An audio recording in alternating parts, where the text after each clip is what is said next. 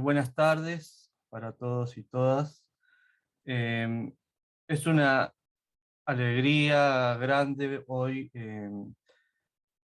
compartir esta actividad que forma parte de una serie de actividades que venimos llevando adelante la Casa de los Escritores del Uruguay en conjunto con SUMES, que es la Sociedad Uruguaya de Médicos Escritores. Y hoy nos damos cita para homenajear al doctor Juan Carlos Macedo, doctor y poeta, em, con invitados realmente muy importantes que nos van a hablar de diferentes aspectos. En materia técnica, les solicitamos que en la medida de lo posible mantengan silenciados los micrófonos para evitar interferencias en el desarrollo del conversatorio de hoy.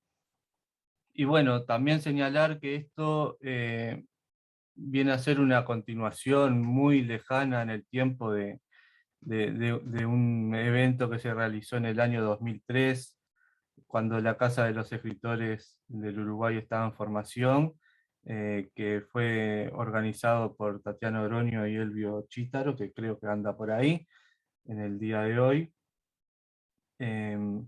Bueno, un poco para darle contexto al inicio de esta charla. Vamos a comenzar con la participación de Tatiana Oroño. Tatiana Oroño es una amiga de la Casa de los Escritores desde su fundación. Es poeta, crítica, profesora de literatura y con muchísimos premios en materia poética y por su desarrollo en otras tareas como la crítica y la docencia. Así que, Tatiana, para no extenderme mucho más, habilitamos el micrófono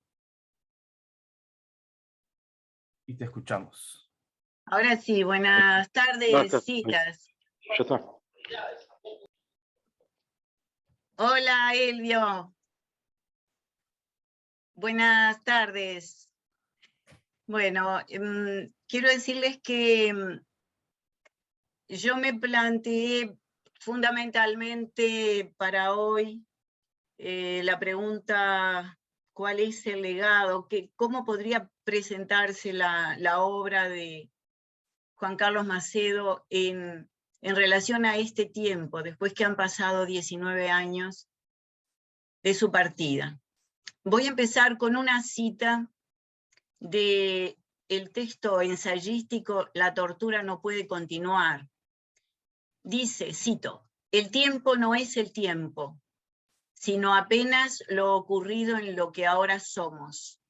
Por eso ningún pasado es todo el pasado, sino apenas lo que vemos, hacemos, y la reunión del sueño primero y el sueño por soñar.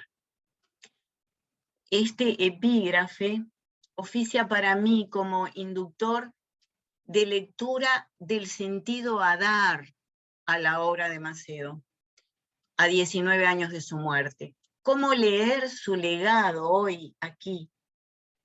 ¿Cuál es su legado? O mejor, ¿cómo expresar, cómo poner en común aspectos del legado de su pensamiento y vida? Porque está su vida también, ¿no? ¿Cómo hacer de esta reunión virtual algo que virtualice, repito con comillas, lo ocurrido en lo que ahora somos? Y aún que virtualice alguno de esos sueños por soñar a propósito de una obra ideológicamente dura, concentrada, destinada a la duración, a durar. Eduardo Milán expresó, Juan Carlos Macedo quiso que su obra fuera un solo ejercicio propiamente humano, el ejercicio de la duración. En este contexto, durar, duración, son conceptos que puestos en contexto deben leerse como sinónimos de resistir, durar, resistir, duración, resistencia. Durar es el título común de sus 3 publicaciones poéticas en libro, el primero en el 74, Durar 2 en el 76, Durar 3 en el 86. En todos ellos, el poema epónimo Durar es reeditado con algunas variantes. Yo quiero referirme a él en su núcleo duro, en aquellos periodos que resistieron a las reediciones y a los ajustes que fueron reversionados. Son menores, pero los hubo, ¿no? El ojo se comprueba un instrumento exagerado al confirmar las cosas preocupadas por vivir, aún en estos días en que debe admitirse la derrota. Y todo porque hay una razón, alguna habrá, persistente al fracaso, y ella es todo el mañana que les queda. No hay instancia final. To be or not to be nunca fue una pregunta o disyuntiva, porque ser y o no ser es la única evidencia. Hundido en la derrota, fieles para durar. No nos basta morir para cumplir el ciclo de la especie. No nos basta morir para cumplir el ciclo de la especie. Es un cierre, diría que tautológico, ¿no? Es obvio que no nos basta morir para cumplir el ciclo de la especie, pero persuade, casi que obliga a complementar el dictamen con la formulación del juicio omitido. Además es preciso vivir. Es decir, que aunque se asuma el hablante hundido en la derrota, hace falta el tránsito vital con fidelidad, fieles, ¿no? Fieles para durar. El tránsito vital con fidelidad al proyecto común de resistencia, a la asunción de destino colectivo proyectado en escala histórica, en temporalidad perdurable y duradera. Bueno, la escritura de Macedo tiene un fraseo monológico que recuerda formalmente el del héroe shakespeariano, Hamlet, ¿no? Pero su juego introspectivo, permanente, permanece apegado al umbral del envío, a la instancia receptiva, a la otredad. Milán habla de esa comunidad fantasmática que es creada por la escritura macediana. Es decir, a la otredad, repito, y a la presencia, y lo escribo con cursiva, del lector ausente, porque para Macedo el vocablo presencia en su idiolecto, en su lenguaje, en su pensamiento, no significa presencia física, implica representación del otro, interiorización de su figura imaginal, trabajo interior, por lo tanto, ¿no? Identificación efectiva. Podríamos usar este vocablo que está este concepto que está en boga, empatía, eso supone. Eso significa presencia subjetivamente para el yo hablante, para el yo lírico. Y esto se podría explicar por analogía yendo a otro texto, un texto muy breve como varios de los que voy a citar hoy, por analogía con el proceso de la poiesis. El texto se titula así justamente, poiesis, y se refiere a cómo se compone un poema. Él lo formula así: un cierto rastreo, un adentrarse cierto al conocer en el momento en que golpea el afecto e ilumina. Son 4 versos, de Durar 2. El afecto es un concepto importantísimo y impregna toda la obra de Macedo. Debe estar libre de desborde, de exceso demostrativo. Al igual que la poesía, porque la poesía para Macedo es paradigma del hacer y del ser, el afecto es interioridad, trabajo interior. Leo un dístico, es todo el poema, dedicado a Guillermo Boido. Ilustrativo. Silencios son las palabras que el poeta no calla. El poema contundente, ¿no es cierto? Se contradice. Silencio son las palabras que el poeta no calla. Yo creo que es la formulación de una paradoja árida, y que esta paradoja encierra una de las claves de su ética. La palabra más honda, la palabra poética radical, es indecible, culmina en el silencio. En esto hay nuevamente analogía con lo que él expresa en uno de sus textos ensayísticos, el mismo que cité al principio: la tortura no debe continuar, porque él allí concluía diciendo: cruel paradoja, la experiencia más próxima a la eternidad es la inmediatez más próxima a la destrucción. Esa experiencia más próxima a la eternidad es el martirio de las víctimas de la tortura, ¿no? El horror, el dolor y el terror de los que son víctimas de la tortura. Esa experiencia más próxima a la eternidad, paradójicamente la contrasta con la inmediatez más próxima a la destrucción. Ese juego de contrapuntos, de contrastes abismales, suele ser una constante en el pensamiento, en el desarrollo del pensamiento de Macedo. El ejercicio de la poesía y la práctica médica, así como la propia vida radicalmente austera de Macedo, nosotros lo visitamos con Elder en el 86 y alguna otra vez también. Estuvieron poesía, medicina y vida, estuvieron fundadas por una filosofía en acto y pensamiento. Y yo me preguntaba para hoy, para este encuentro, ¿en qué tesis se sostuvo ese amor a la sabiduría que lo acompañó en sus prácticas y de las que dio testimonio paso a paso?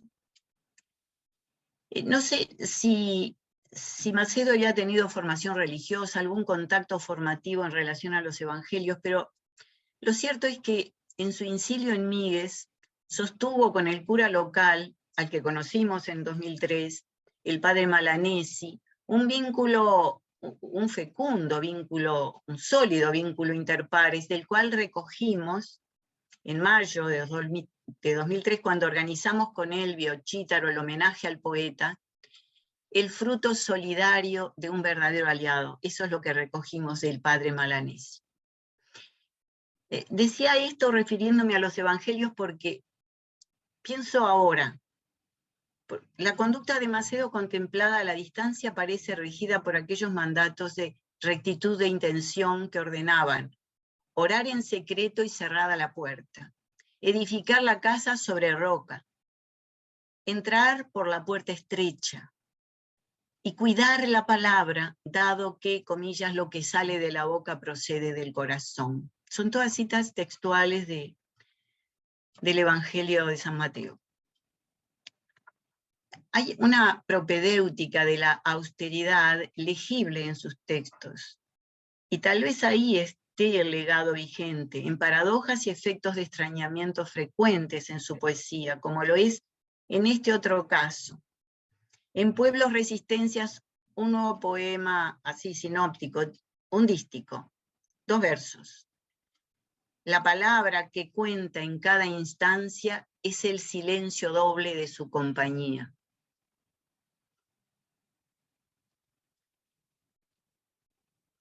Frente a este texto me pregunto, ¿por qué el silencio es doble? La respuesta creo que queda abierta, tanto si alude a la palabra compartida en el diálogo sostenido con quien estuvo y ya no está, la palabra que recuerda la otra palabra, tanto como si se trata de la palabra del monólogo interior, revisada, sopesada, rumiada. Ese silencio sería doble. Palabras propias, palabras ajenas, palabras que se hacen propias, de las que se apropia el monólogo interior. La interpretación en todo caso es doble, se desdobla y siempre alude a voces interiores sosteniendo el silencio. El silencio que aparece, que está siempre presente, es un silencio poblado de voces. En cuanto al afecto, que lo cité y quiero volver a él, al afecto que golpea e ilumina. Y bueno, debe expresarse silenciosamente, éticamente siempre. Lo trabaja tanto en sus textos poéticos como en sus textos ensayísticos, ¿no? En los editoriales de la revista Compendio. Lo aborda, por ejemplo, tanto en la situación del médico general ante el paciente moribundo, ante la muerte, así se titula el texto, como en la escritura poética ante la silueta receptiva, la de esa comunidad fantasmática que su escritura dibuja, construye. Entonces, quiero leer el primer párrafo del texto que se publicó en La Separata, a la que aludía hace unos minutos Antonio Turnes, que se titula Durar en la poesía. Es un texto que escribí en 2004, esta Separata es de esa fecha. Y dice así esta primera estrofa, este primer párrafo, perdón, referido a varias estrofas que son citadas. Afecto fue la respuesta de Juan Carlos Macedo a su diagnóstico de derrota, como él decía en jerga médica, y cito: sin oportunidades nos han dejado apenas, abrazo en vuelo, la acumulada en otros construcción de qué victorias. El afecto fue cura, medida de la salud, fármacos salvador. Cito: y no hay voz duradera sin afecto. Y cito: y vano es el esfuerzo, basta que el amor no muera. Vuelvo a citar: un adentrarse cierto al conocer en el momento en que golpea el afecto e ilumina. Cierre de citas. Medida que excedió siempre la medida, porque el afecto trasciende al sujeto, lo excede.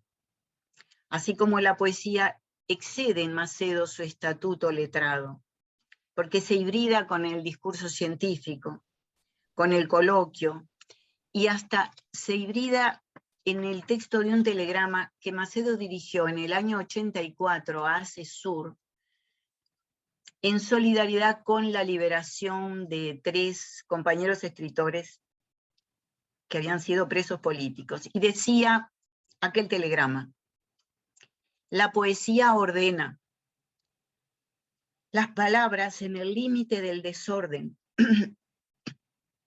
desorden del afecto, no termina el abrazo que uno a uno hoy me comprueba.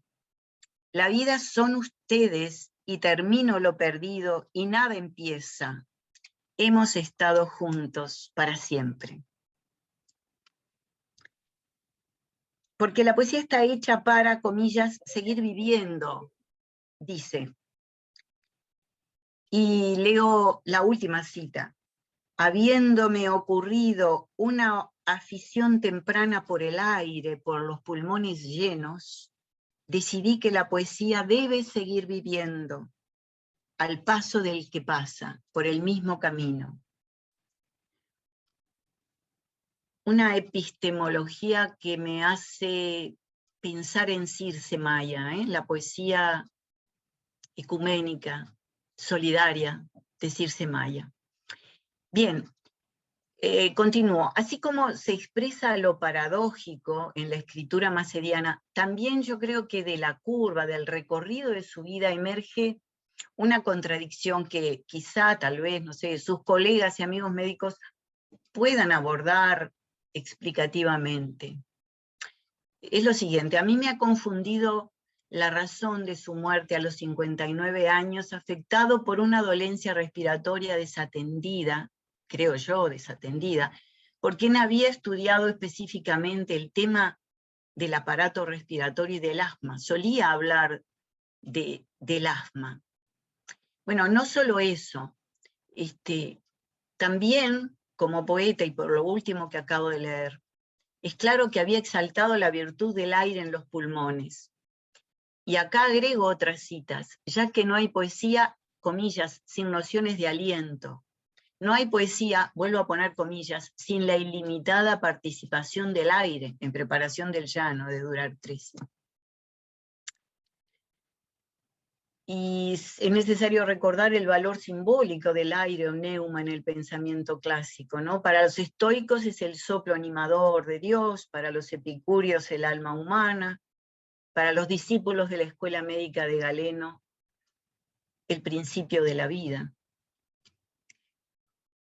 Pienso que poesía y medicina se asocian al mismo paradigma, el de la vida justamente, porque instrumentan contra el dolor para vencerlo.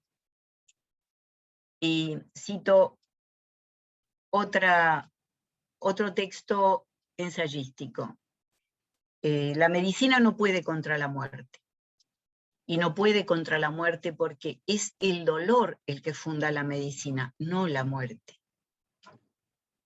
Cierro, fin de cita. Sin embargo, continúo yo, la base genética de esa filiación poesía-medicina se amplía para la poesía. Es como el tronco mayor de esa especie.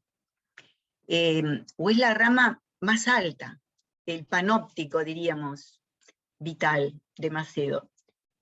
Puesto que si se toma otro juicio del mismo texto ensayístico, leemos, la muerte y la poesía comparten el mismo privilegio, no se entienden. De lo cual, fin de cita, ¿no? De lo cual puede inferirse que, aunque la poesía comparte o haya compartido con la medicina el paradigma de vida, de lucha contra el dolor, su radio es de mayor amplitud, puesto que se mide con la muerte. Esa analogía epistémica con la muerte lo comprueba. Y entonces recuerdo que en 1980 me escribió, cuando nos conocimos, tras entregarme copias de sus editoriales a la revista Compendio, que en ellas, en esas copias, se trata de cómo veo la medicina desde la poesía, decía. Es decir, desde el único lugar desde donde puede mirarse la vida, las vidas. Y bueno, para ir terminando, unas reflexiones abarcadoras, así, o de cierre. Quizá la poesía de Macedo pueda considerarse una lengua fronteriza, toda vez que su realización verbal fuerza normas gramaticales, límites disciplinares, códigos nosológicos. Acá uso un vocablo que él usaba con frecuencia, nosológicos. La versificación sentenciosa disocia concordancias de género, número, tiempo verbal, para instaurar un decir de sabiduría. Muchas veces su fraseo tiene el peso, un peso oracular, ¿no? Un peso categórico. Un decir, decía, de sabiduría, pero disonante con la lógica y probablemente con otros niveles estratificados por la discursividad. Es imposible radiografiar el programa estético, ideológico total de Macedo, pero las fuerzas en tensión que sostienen su obra, toda su obra, recodifican las oposiciones de lugar, tiempo y número. Es así que el no lugar, el no tiempo, la eterna novedad, la porosidad de categorías de número gramatical, y cito de nuevo, al perder tu vida aquí, las has perdido en todos lados. Nuevamente el mismo juego, ¿no? Hundido en la derrota, fieles para durar. Su trabajo, siempre desde el ángulo que enfoquemos, desde el ángulo que abordemos, es de recuperación selectiva de lo desechado, de lo arrojado fuera, de lo que no se ve. Y es así que en Reglas de Juego escribe: la voz no es inmediata, la poesía informa de lo que no se ve, de lo que visto no puede ser igual. De lo que no se ve, de lo que visto no puede ser igual. También es célebre el otro aforismo, ¿no? Casi es un verso aforístico. Nada es igual después de la poesía. Pero importa esto, informa de lo que no se ve. Y creo que eso es lo que... Bueno, no sé, me dirás dónde me quedé. Es imposible radiografiar el programa estético, ideológico, total de Macedo, pero las fuerzas en tensión recodifican las oposiciones de lugar, tiempo y número. El no lugar, el no tiempo, la porosidad de categorías de número gramatical. Cito: al perder tu vida aquí, las has perdido en todos lados. Que recuerda el hundido en la derrota, fieles para durar, otra vez, ¿no? Su trabajo es de recuperación selectiva de lo desechado, de lo arrojado fuera, de lo que no se ve, y para eso, en Reglas de Juego destaco: la voz no es inmediata, la poesía informa de lo que no se ve, de lo que visto no puede ser igual. Recordaba también aquel verso que tiene características de aforismo: nada es igual después de la poesía. Pero acá, la poesía informa de lo que no se ve, y eso es lo que creo que hace a la contemporaneidad de su legado, que era lo que me interesaba rastrear. Hoy, en este mundo en desorden, en el que hay que mantener en las noches un ojo que vigila, como escribió en Razón e Hipótesis de Juego, creo que eso es lo que hace a la contemporaneidad de su legado y a su presencia, una vez concursiva, una vez más concursiva, entre quienes estamos aquí hoy. Y bueno, con esto termino, salvo que lea después fragmentos de Razón e Hipótesis de Juego. Muchas gracias. Muchas gracias, Tatiana. Después, también comentar que vamos a abrir un espacio de intercambio al final del encuentro de hoy. Bueno, gracias de nuevo, Tatiana. Ahora convocamos a Miguel Cherro, que es el presidente de SUMES, que nos va a presentar a nuestro siguiente invitado, Antonio Turnes. Miguel. Gracias, Diego. Adelante. Bueno, después de escuchar esta magnífica semblanza de la poesía de Juan Carlos, de Tatiana, voy a presentar a mi querido amigo y compañero Antonio Turnes, que nació en Montevideo en 1943 y es médico desde 1975. Trabajó en el Sindicato Médico del Uruguay desde 1964, ocupando diversos cargos. Ha sido secretario ejecutivo de la Confederación Médica Panamericana, administrador general del Sindicato Médico del Uruguay por 20 años y secretario del coordinador técnico del Ministerio de Salud Pública, entre otras ocupaciones. Es miembro de la Academia Nacional de Medicina, integrante de la Sociedad Uruguaya de Historia de la Medicina y ha sido presidente de la misma en 2 períodos. Es miembro fundador de la Sociedad Uruguaya de Médicos Escritores, SUMES. Es autor de más de 20 libros sobre temas de historia de la medicina, fundamentalmente biografías, y ha recibido premios de la Federación Sefaradí Mundial en 2005 por su obra sobre Maimónides, y el Premio Jerusalén 2011, otorgado por la Organización Sionista del Uruguay. Conoció a Macedo desde su ingreso a la Facultad de Medicina. Fue su vecino y trabajó estrechamente con él durante su presidencia. Estos son los datos someros de Antonio. Y antes de darle la palabra a Antonio, quiero decir que felicito la iniciativa de recordar a este entrañable poeta médico que fue Juan Carlos. Adelante, Antonio. Bueno, buenas tardes, muchas gracias. Agradezco mucho a Sumes y a la Casa del Escritor por este recuerdo. Y también saludo a la familia y a los amigos de Juan Carlos. Recordar es pasar por el corazón y eso es lo que hoy haremos respecto de Juan Carlos, traerlo de nuevo junto a nosotros, en su espíritu y en su ejemplo. Si Diego me permite, voy a compartir pantalla. Sí, adelante Antonio, ya estás habilitado. Juan Carlos Macedo nació en Bichadero, Rivera, el 8 de marzo de 1943. Ingresó a la Facultad de Medicina en el 61, integrándose al Departamento de Fisiología, donde realizó tareas de docencia e investigación.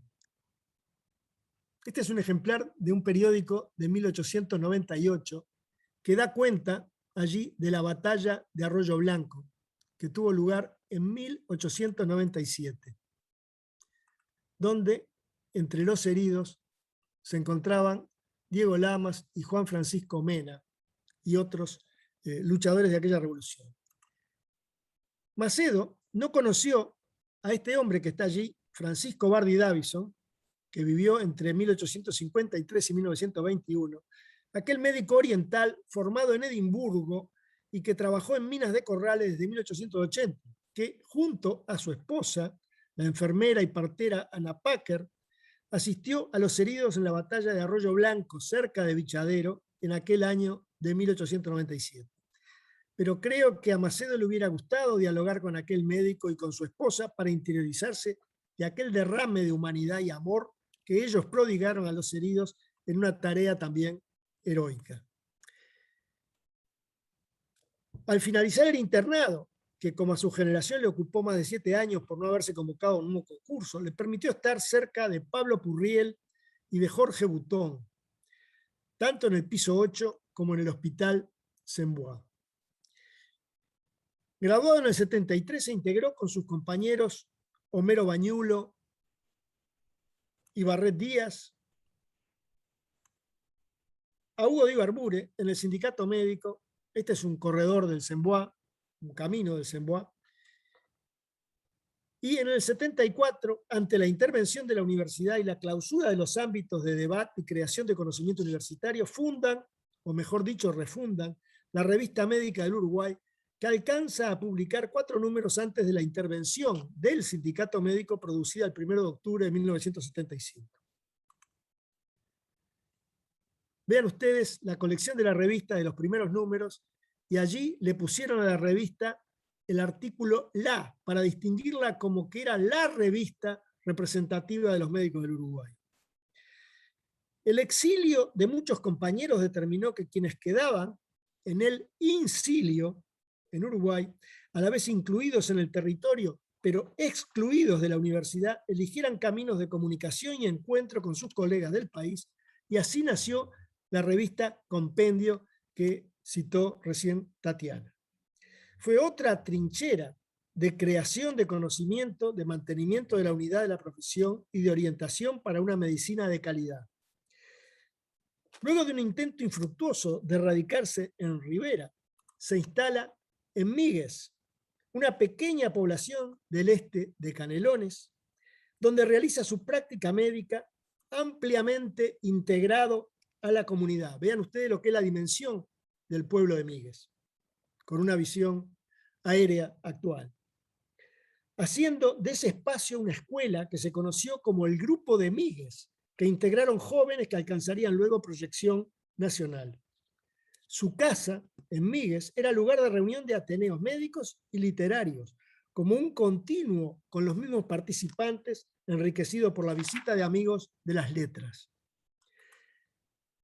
Edita por esos 10 años 3 libros de poesía titulados Durar 1, 2 y 3, que son el desarrollo de los mismos conceptos.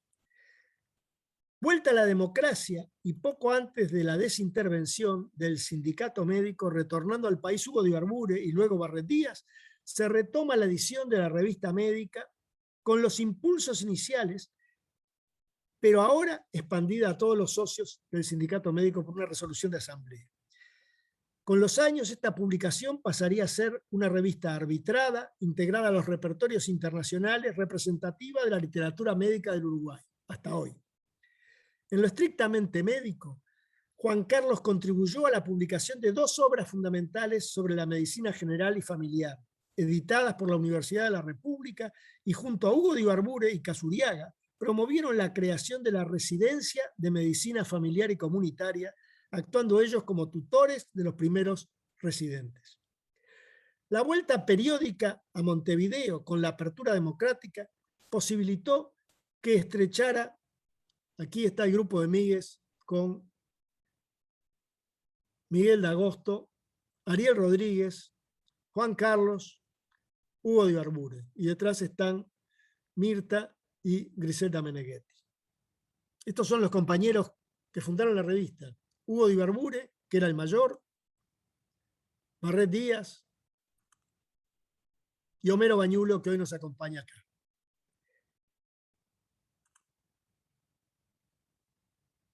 Una reunión de los 4 fundadores, ya en la segunda etapa después de la dictadura. La vuelta periódica a Montevideo con la apertura democrática posibilitó que estrechara lazos Juan Carlos con el editor Alberto Reggioni, compartiendo reuniones periódicas que combinaban cena con discusión e intercambio literario y artístico, de la que participaban el anfitrión Macedo, Wilfredo Penco, el Peludo, Manuel Espínola Gómez, entre otros. De allí surgió un proyecto largamente acariciado entre el plástico y el poeta, de realizar una obra mixta que presentara en un mismo libro 8 cuadros y 8 poemas, a semejanza de lo que había hecho Mussorgsky respecto de los cuadros del arquitecto Víctor Hartmann. La obra poética de Juan Carlos, además de las publicaciones referidas, fue reflejada en vida en la antología de poesía del siglo XX publicada por UNESCO en Ginebra, en una edición bilingüe francés y español. Lo que sorprendió a Juan Carlos cuando recibió una llamada telefónica de quien estaba traduciendo su obra al francés, para consultarle sobre algunos vocablos de sus versos, particularmente de aquel poema Nocturno para mi caballo. De su poesía se ha ocupado con fluidez Tatiana, pero debo comentarles que en el lenguaje que Macedo empleaba era elocuente la demostración de su permanente cultivo de la palabra y su erudición hacia frecuentes menciones directas o metafóricas a los antiguos griegos. En la charla con él surgían desde Hipócrates a Dioscórides, de Hesíodo a Píndaro.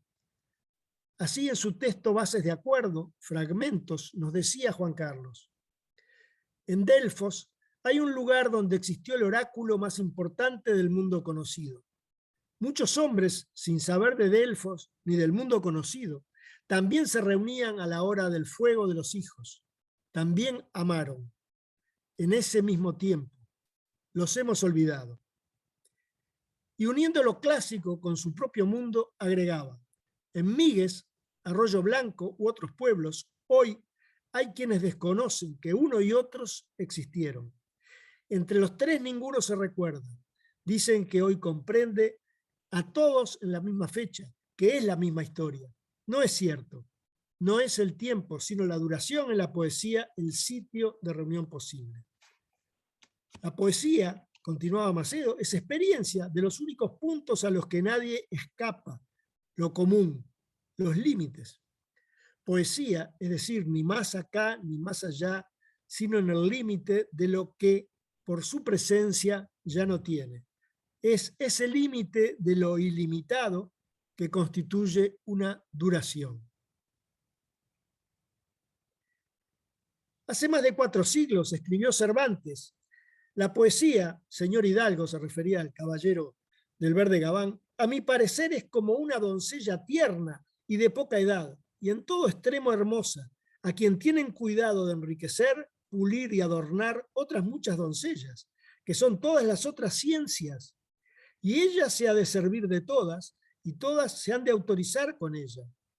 Pero esta tal doncella no quiere ser manoseada, ni traída por las calles, ni publicada por las esquinas de las plazas, ni por los rincones de los palacios. Ella es hecha de una alquimia de tal virtud que quien la sabe tratar la volverá en oro purísimo, de inestimable precio. Hala de tener el que la tuviere a raya, no dejándola correr en torpes sátiras ni en desalmados sonetos. No ha de ser vendible en ninguna manera, si ya no fuere en poemas heroicos, en lamentables tragedias o en comedias alegres y artificiosas.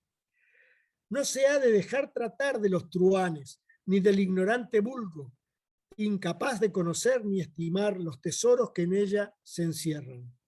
Y no penséis, Señor, que yo llamo aquí vulgo solamente a la gente plebeya y humilde, que todo aquel que no sabe, aunque sea señor y príncipe, puede y debe entrar en número de vulgo.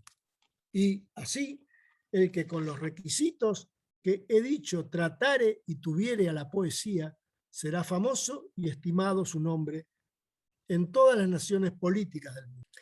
Macedo fue buscado como candidato a presidente del sindicato médico en un momento particularmente difícil, y accediendo a ese desafío, desempeñó de manera ejemplar la titularidad de la institución por 2 periodos entre el 97 y 2001. De ese tiempo deben rescatarse muchos hechos significativos, como la misión sanitaria a Honduras para ayudar a las víctimas del huracán Mitch, organizado junto a la Asociación Cristiana de Jóvenes, de la que participaron jóvenes médicos y estudiantes de medicina, en una experiencia solidaria y enriquecedora. La solución de diversos conflictos en el ámbito de la salud pública y privada, la realización de reconocimientos y homenajes a la Comisión Nacional de Ética Médica surgida de la 7ª Convención Médica Nacional, el homenaje realizado en el Palacio Legislativo al doctor Vladimir Roslik a los 15 años de su muerte, numerosos encuentros de artistas y médicos, de jueces y médicos, de responsabilidad médica y el Congreso de Derecho Médico con el que se marcaron los 80 años del sindicato médico. Las relaciones con la Federación Médica del Interior, que pasaron por su mejor momento, por el buen entendimiento entre Macedo e Ítalo Moñi, que la presidía, y las apariciones públicas de ambos, dando un mensaje de unidad y tolerancia. Luego de su muerte, ocurrida hace 19 años, el 16 de noviembre de 2002, la Biblioteca Nacional publicó su poesía en un volumen con prólogo de Eduardo Milans, que incluye piezas inéditas en su parte final.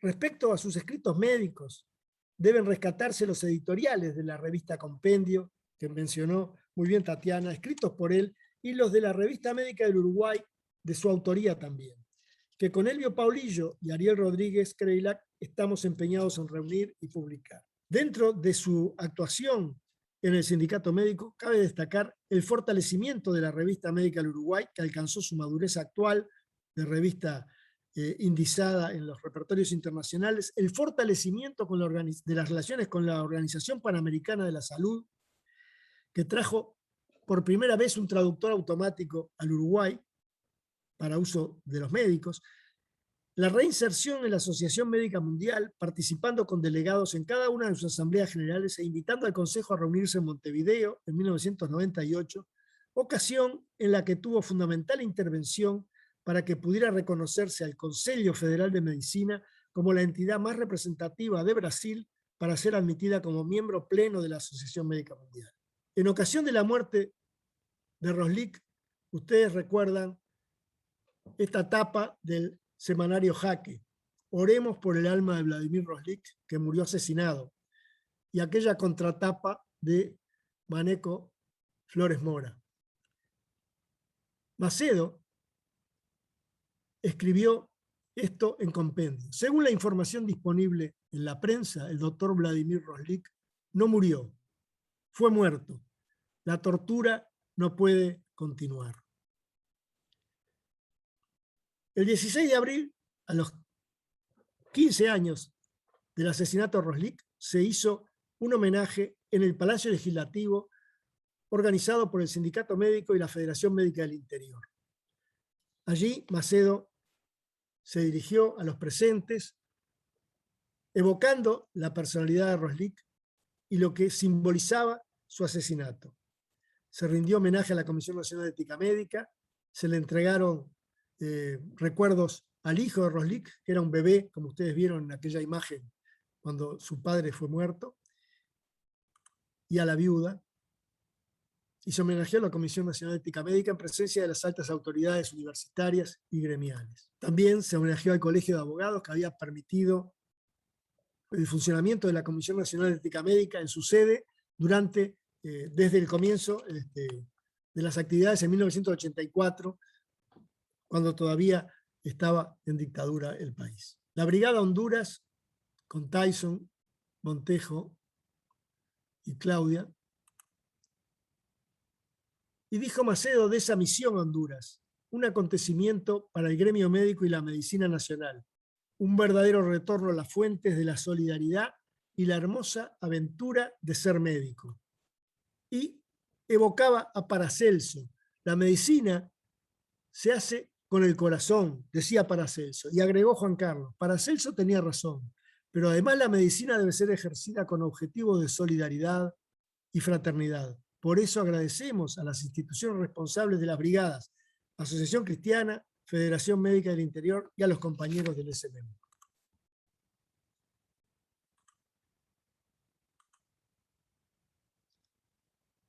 Permítame evocar ahora las reuniones de los lunes en la casa de Gómez Saedo en Sayago. De ella tomaban parte una cantidad de personalidades de la medicina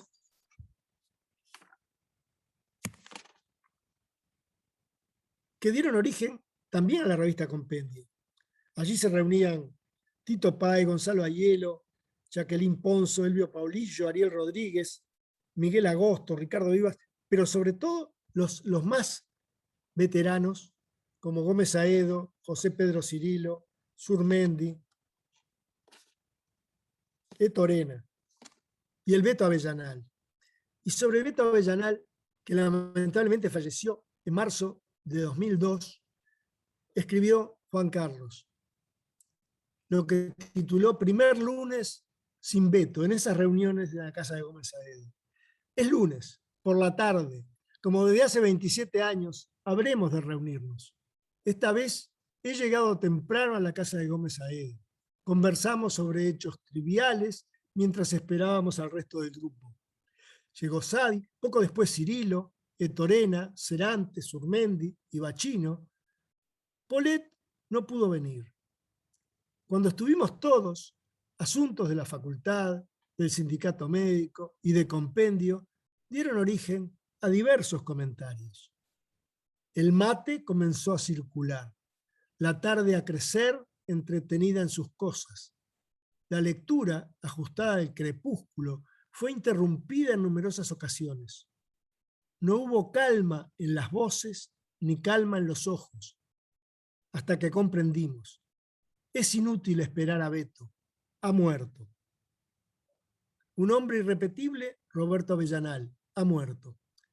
Un deseo irresistible de vivir ha cesado. Y de placer de vivir, los que lo extrañamos, ¿cómo leer el dolor correctamente o de cualquier otra forma? Citando a Simon Hebel. Quien dispuso esta muerte no estaba en sus cabales. El mundo es menos.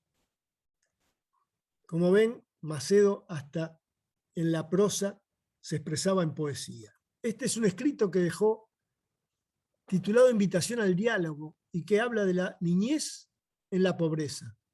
Y dice, la niñez en la pobreza, desde la poesía, puede ser recorrida en incontables autores y tristezas. Y esa es una posibilidad de enfoque. Pero ¿de qué modo esa violencia encaja en la función de la poesía? Porque la poesía no es arte de inmediatez. Tampoco el vínculo que pueda establecer con los asuntos está en su exterioridad temática. La poesía tiene tantas posibilidades de ser como poetas hayan existido o puedan existir. Pero es seguramente un nivel de la realidad donde las cosas, tal vez, son más reales. Cuando existe, algo ocurre que nos extiende al resto del mundo. orgánicamente, emotivamente formando parte de. El pan es más necesario que la poesía, pero el amor-pasión no es más necesario que la poesía. Paul Eluard, una de las voces más altas de este siglo, nos introduce en un lugar de la poesía donde ésta, sin omisiones ni ocultamientos, ni falsa hegemonía, da cuenta de su fraternidad, de su legitimidad. No hay poesía de la infancia o la pobreza. Hay justicia en la poesía. Los ojos de los niños pobres, cuando habitan la poesía, cargan más edad que los niños que los llevan. Luz que no cesa. Quedan. La medicina es arte antiguo. Se constituye con el primer saber del mundo jónico, de donde se desprende prontamente. En el banquete de Platón, dice Erixímaco, médico, en ardua discusión sobre la naturaleza de Eros acerca de su fundación. Sabiendo infundir amor y concordia en ellos, los elementos del cosmos, nuestro antepasado Asclepio, como dicen los poetas aquí presentes, y yo lo creo, fundó nuestro arte. La medicina, pues, como digo, está gobernada toda ella por este Dios. Se refiere a Eros. Sobre el médico y poeta se ha referido en su faz poética recién Tatiana, con elocuencia y riqueza. Estas son algunas de las carátulas de las publicaciones de Juan Carlos durante el tiempo que duró la dictadura. Aquí está en su espacio en Migues, su consultorio, que fue también una escuela. Y esta es la carátula de esa edición bilingüe que le publicó la UNESCO como antología de la poesía uruguaya del siglo XX, donde incluyó 3 poemas de Macedo. Y esta es la dedicatoria que me hizo, que se puede ver claramente la calidad de su caligrafía, invariable a lo largo de su vida. La referencia a Mussorgsky con la orquestación de Ravel y los cuadros de Víctor Hartmann, que dieron lugar a esa obra maravillosa. Y acá también nos ha ocurrido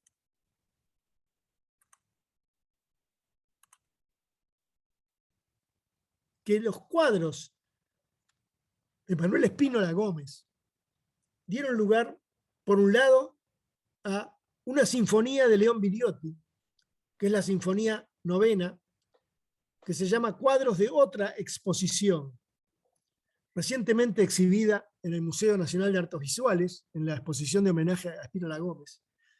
El peludo, como lo llamaba Juan Carlos, y como le decían en la intimidad. Y allí está la obra que hicieron en forma conjunta, pero que no pudieron llegar a ver porque fallecieron antes. Largamente acariciada, durante cerca de 10 años, discutieron mes a mes en la casa del Beto Oregioni cómo iban a ser los poemas que iban a acompañar a los 8 cuadros de Espínola Gómez.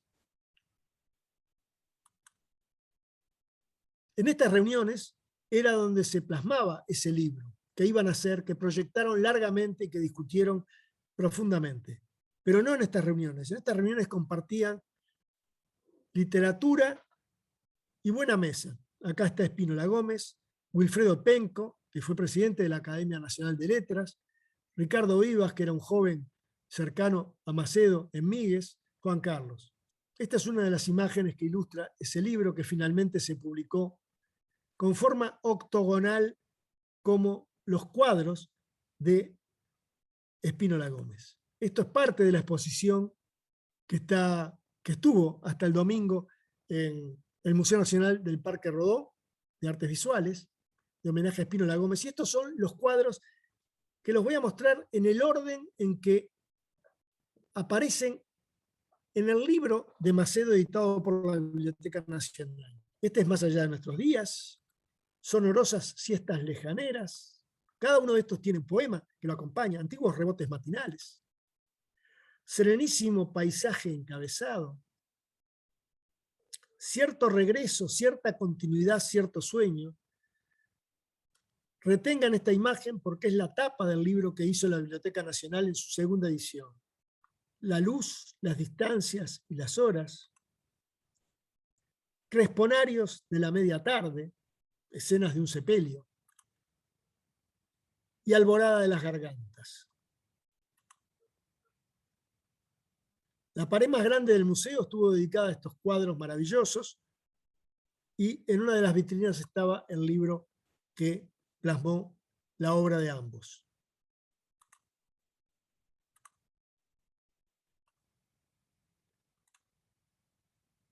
Esta es la primera edición que hizo la Biblioteca Nacional con un prólogo de Eduardo Milán. Y con esta motivación se imprimió la segunda edición de los poemas de Juan Carlos. Eduardo Milán, en el prólogo a la edición Durar, realizada por la Biblioteca Nacional, entre otras precisiones, dice lo siguiente: la obra entera de Juan Carlos Macedo se compone de varias ampliaciones de un único libro, Durar, escritura que en parte modificó en cada entrega. Juan Carlos quiso que su obra fuera un solo ejercicio propiamente humano, el ejercicio de la duración, resistencia. Un solo ejercicio propiamente humano. Un único libro en varias ediciones. No hay mejor apuesta por la existencia humana, en especial cuando la zona médico-clínica de la vida está, en cierta forma, para el poeta controlada. En la poesía norteamericana hay una tradición de sabiduría poética que emparenta esta forma de arte con el curar. La poesía cura al hombre de los males del hombre. Lo sabían los indígenas, tal vez. En la poesía uruguaya, fuertemente racionalista, no hay rastro, hasta donde sé, dice Milán, de una estirpe poética de importancia que logre distinguir entre la razón que proscribe y reprime y la razón que cura a la razón misma con la imaginación. A Juan Carlos hay que volverlo a leer, yo diría que con frecuencia, en los pocos editoriales que dejó en la Revista Médica y en Compendio, particularmente aquellos que hablan del sentido de la medicina, a la Declaración de Alma-Ata de septiembre del 78 que promovía Salud para Todos en el año 2000, ustedes recuerdan, a los que hablaban del médico y la muerte en estos tiempos de pandemia y de discusión de proyectos de ley de eutanasia. Hay que volver a sus editoriales sobre la censura previa o sobre la tortura, escritos en tiempos oscuros, a sus búsquedas a través de Hipócrates y otros autores de la antigüedad de la medicina como guías para ubicarse ante los problemas de la práctica y la elaboración del conocimiento, a su compromiso con la medicina, con sus raíces, con el amor al prójimo, el amor a su familia, a través de las generaciones, a su madre, a su esposa, a sus hijos, a su nieta, a su ejercicio digno y humilde, pero con gran altura, que fue capaz de generar un centro de nivel universitario en el pequeño poblado de Míguez, que fue referente para la creación literaria y para expandir un modelo de atención primaria de salud genuino, en el que abrevaron varios que serían luego líderes en diferentes campos. Hay que seguirlo en su pensamiento para conocer al partero que permitió el nacimiento en nuestro país, junto a Hugo de Ibarbure, de la medicina familiar y comunitaria, de rango universitario, un reconocimiento que tardó décadas en producirse oficialmente, pero que era una necesidad sentida por mucho tiempo que las estructuras burocráticas universitarias no habían podido incorporar. Tenemos que buscarlo y reconocerlo en su poesía, asociada a otras ramas del arte, para comprender que en el fondo no hizo más que plasmar en obra lo que es la esencia del hombre, cuando su desarrollo intelectual supera los límites de su animalidad. Debemos admirar que en esa búsqueda de trascendencia que él esquivó, de esos encuentros por años con el peludo Espínola Gómez, su obra tan decantada de conjuntar poesía y plástica pudieran ser realidad luego de la muerte de los tres, del editor que los convocó y reunió durante tanto tiempo, del plástico y del poeta.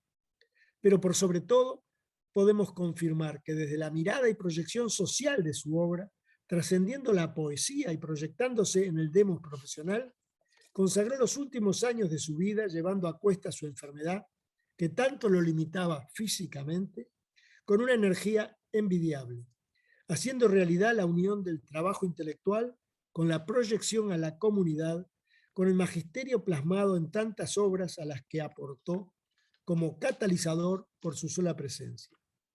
Desde Míguez, durante la dictadura, edificó una enorme fortaleza, no con piedras, sino con ideas, que permitieron el desarrollo de otra medicina y expandió una cultura profesional con la que todavía permaneceremos por muchas décadas en deuda.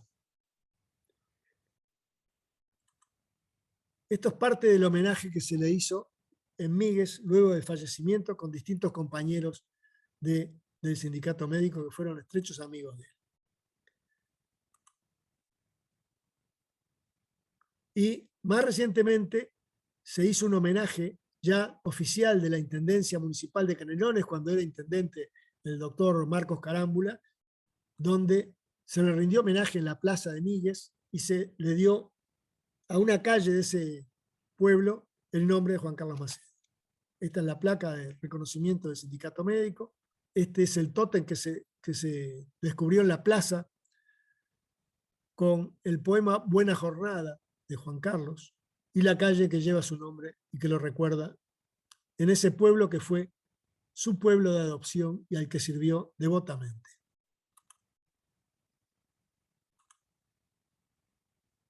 La comunidad educativa de Míguez también le rindió homenaje en reconocimiento a su trayectoria en la misma ocasión. Y estas son finalmente dos caricaturas que realizó Jaime Clara en fecha reciente. La tolerancia y el espíritu constructivo es lo que habría que destacar en la trayectoria de Juan Carlos respecto de la profesión médica. La creatividad marcada por la humildad, la incorporación de las diversas miradas como un adelantado de una época sin dogmatismos, pero con sólidos principios. El diálogo como fundamento de lograr un acuerdo, respetando siempre al otro. Todos esos son motivos, junto a la poesía, para recordar eternamente a Juan Carlos Macedo. Y como este árbol que tiene enormes raíces, aún atravesando las piedras, se expande en la conciencia el espíritu de Juan Carlos, mirando siempre a lo alto. Muchas gracias. Muy bien, muchas gracias Antonio por la exposición y a Miguel Cherro por la presentación. Si les parece, abrimos la oportunidad del intercambio. Para hacerlo más prolijo, si pueden levanten la manito del Zoom o levanten la mano por la cámara, que trataremos de ir viéndolos y dando la palabra. Miguel, adelante. Y después Betty. Bueno, en primer lugar, quiero reconocer la emoción que me produjo la semblanza de Tatiana y de Antonio. Simplemente decir que me identifico absolutamente con ese espíritu integrador de Juan Carlos, no solo como un ejemplo de equilibrio, de integración, medicina, poesía, de una manera que naturalmente se integran y no coliden, sino también con esa capacidad de integrar otras expresiones artísticas, como fue ese trabajo estupendo con Espínola Gómez. Un ser entrañable al cual me parece que es muy merecido este homenaje y esta recordación perdurable. Felicitaciones nuevamente, no solo quienes dieron esta magnífica presentación, sino también a quienes idearon la posibilidad de saldar una deuda con este entrañable compañero. Muchas gracias. Muchas gracias, Miguel. Betty. Sí, yo lamento no haber podido estar presente cuando intervino Tatiana, pero estoy muy emocionada por una cosa. porque Túnez me recordó muchísimo los 15 años de mi trabajo en el hospital, a muchos de los que nombraste, y la generación que se graduó en esa época, que eran estudiantes todavía cuando yo los conocí. No sé si tú te acordás de mí, pero por lo menos... Claro, y lo que realmente la intervención fue desde el punto de vista de juntar dos vertientes que alguien las separó, pero que en realidad son una, porque la humanidad no se puede dividir entre quien escribe o se expresa con la poesía o siente la poesía, con la pintura, con la medicina y con otras actividades. Es decir, yo creo que no es esa separación que se hizo tan drástica, y en este caso tú estás hablando de alguien que las dos disciplinas las juntó, y yo creo que una corresponde a la otra. Yo te agradezco muchísimo, es decir, agradezco por supuesto a Sumes y a la Casa de los Escritores, de la cual soy socia por ahora. Muchas gracias. Gracias, Betty. ¿Alguien más que quiera participar? Sí, Sara Viñas. Carolina, la hija mayor de Juan Carlos. Bueno, en primer lugar queremos agradecer este homenaje que recuerda a nuestro papá, al esposo de mamá, al abuelo de Catalina, de Santiago hoy y de Federico. Y después queremos hacer dos precisiones que a veces se repiten, que vemos que se repiten. Papá nació en Rivera, no nació en Arroyo Blanco, en Vichadero, perdón. Pasaba mucho tiempo, sí, en Arroyo Blanco, pero no nació en Arroyo Blanco. Ni en Vichadero, no estaba vinculado a Vichadero. También queremos decir que el grupo de Míguez luego se conoció y se sigue conociendo como Grupo Médico Míguez. Bueno, luego de esas precisiones, me quiero referir, queremos, yo soy la voz en este trío, queremos referirnos realmente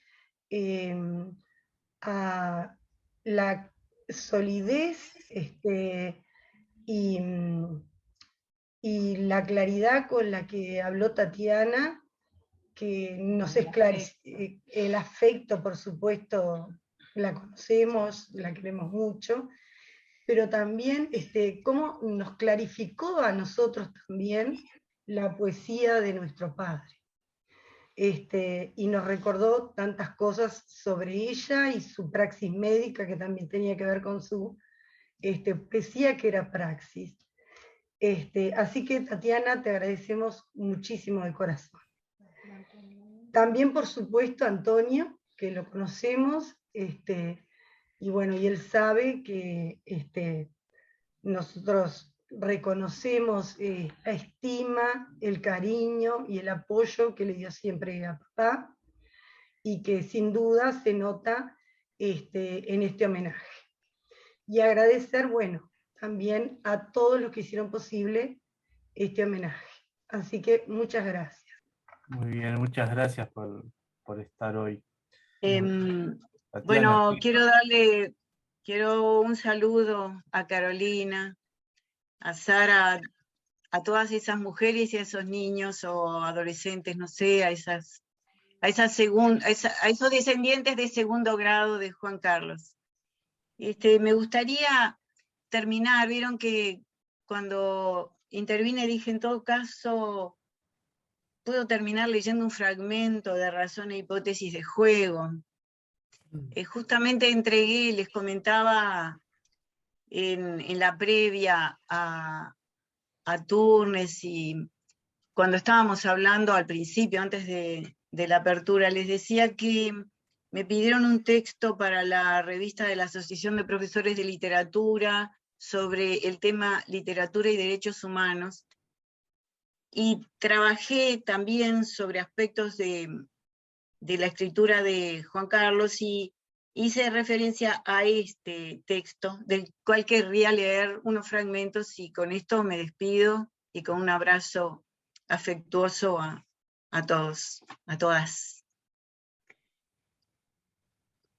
Es una lectura fragmentada, no leo el poema completo, pero yo creo que desde el punto de vista de lo que me interesaba buscar hoy, encontrar hoy, es lo del legado, ¿verdad? Algo que para los jóvenes poetas quede durando. Este trabajo de soledad y olvido, pero no sitio de llanto, de excusa o de adjetivos. Este trabajo, poesía, de organizar el sol, doblar los días, mantener en las noches un ojo que vigila. Este trabajo, poesía, de enlazar las palabras, de inventar cada voz en las palabras, de juntar las palabras con la vida. Esta mi vida, tal vez, unas pocas palabras que no puedo guardar para que vivan. Este trabajo de juntar las palabras con la vida. Un compromiso con los derechos humanos de entonces, de hoy, que tanto, tanto necesitan de la palabra jugada, comprometida y que se destine duradera. Bueno, este es un hermoso regalo para los jóvenes que leen poesía. Muchas gracias. Gracias, Tatiana, por esta intervención.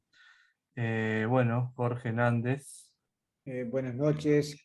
En primer término, el agradecimiento por poder compartir con ustedes esta jornada de homenaje, reconocimiento y reflexión sobre Juan Carlos Macedo. En segundo lugar, quiero manifestar mis disculpas porque no pude estar por razones laborales participando desde el comienzo de la jornada, y entonces quiero destacar también un par de aspectos. En primer lugar, este es el último programa de este ciclo La Mirada Crítica, que este año estuvo destinada a considerar el homenaje a José Pedro Díaz, que estuvo a cargo de Alfredo Achugarat, Leonardo Garet, luego con Víctor Lima, Armonía Somers con Cristina Dalmagro, y ahora que acaba de finalizar con Juan Carlos Macedo, en un esfuerzo por contribuir sobre los escritores uruguayos y su perspectiva desde el análisis, el recuerdo y la visión analítica. Y en segundo lugar, también reconocer la posibilidad de haber trabajado con SUMES, la Sociedad Uruguaya de Médicos Escritores, a través del vínculo con Miguel Cherro y el aporte de esta noche a través del doctor Turnes. Esta es también una actividad que por segunda vez hacemos de manera conjunta y muestra ese espíritu buscado del trabajo integrado. Y por cierto que también, Tatiana, aunque no pude escuchar tu intervención, y sé que voy a poder verla grabada, porque vamos a ponerla en la página de Casa de los Escritores en YouTube para que se pueda divulgar. También agradecerte por tu aporte, que sé que lo haces con absoluta franqueza, visión y además sentimientos. Yo recuerdo haber accedido a Juan Carlos Macedo a través de una tertulia que se hacía ya en la década del 70 con Ariel Méndez, Manuel Márquez, Julio Ricci y otros escritores, Enrique Strázulas, con el trabajo que también a nivel de la edición y de la promoción de concursos había llevado adelante Juan Carlos. De manera entonces que desde el punto de vista personal y en En mi caso, como presidente de la Casa de los Escritores, quiero hablar en nombre de todos mis compañeros, el agradecimiento por el aporte que ustedes han hecho posible para acceder nuevamente a Juan Carlos Macedo, un escritor, un médico que debe estar en nuestra memoria permanente. Muchas gracias. Gracias, Jorge. ¿Alguien más que quiera participar? Ah, Teresita, no te había visto. Bueno, sencillamente he quedado emocionada, sobre todo, y aprendiendo. Este acercamiento a Macedo me ha gustado muchísimo, me ha, repito, emocionado, y solamente ahora, en este momento, lo que quiero es agradecer.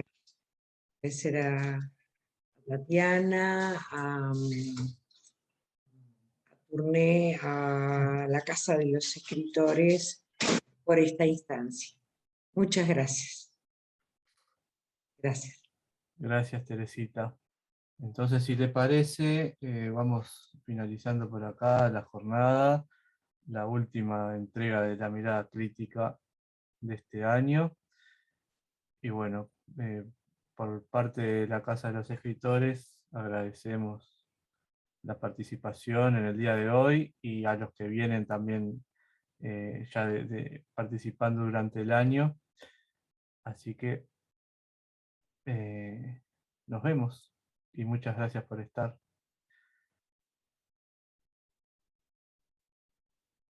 Gracias, hasta luego.